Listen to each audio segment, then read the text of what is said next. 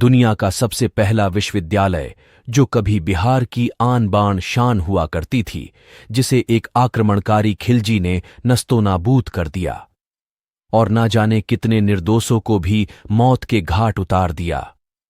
तो चलिए देर न करते हुए जानते हैं कैसा था हमारा नालंदा विश्वविद्यालय।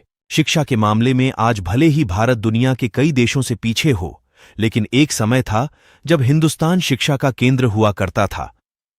भारत में ही दुनिया का पहला विश्वविद्यालय खुला था, जिसे नालंदा विश्वविद्यालय के नाम से जाना जाता है। प्राचीन नालंदा विश्वविद्यालय की स्थापना गुप्त काल के दौरान 5वीं सदी में हुई थी, लेकिन सन 1193 में आक्रमण के बाद इसे नेस्तनाबूद कर दिया गया था। बिहार के नालंदा में स्थित इस विश्वविद्यालय में 8वीं शताब्दी से 12वीं शताब्दी के बीच दुनिया के कई देशों से छात्र पढ़ने आते थे। इस विश्वविद्यालय में करीब 10,000 छात्र पढ़ते थे, जो भारत के विभिन्न क्षेत्रों के अलावा कोरिया, जापान, चीन, तिब्बत, इंडोनेशिया, फारस और तुर्की से आते थे।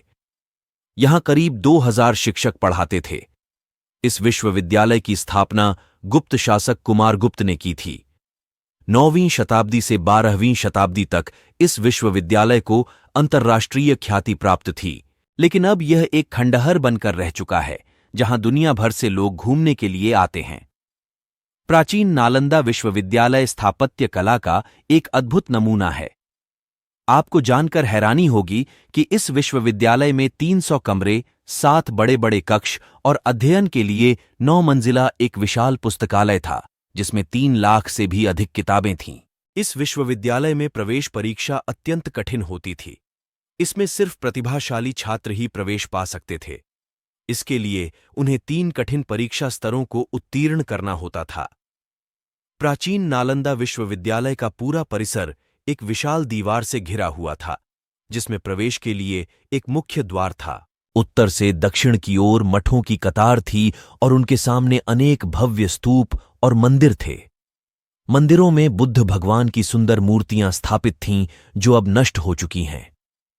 नालंदा विश्वविद्यालय की दीवारें इतनी चौड़ी हैं कि इनके ऊपर ट्रक भी चलाया जा सकता है। सन 1199 में तुर्क आक्रमणकारी बख्तियार खिलजी ने इस विश्वविद्यालय को जलाकर पूरी तरह से नष्ट कर दिया। कहते हैं कि यहाँ के पुस्तकालय में इतनी किताबें थीं कि पूरे 3 महीने तक आग धधकती रही थी। इसके अलावा उसने कई धर्माचार्य और बौद्ध भिक्षुओं को भी मार डाला था।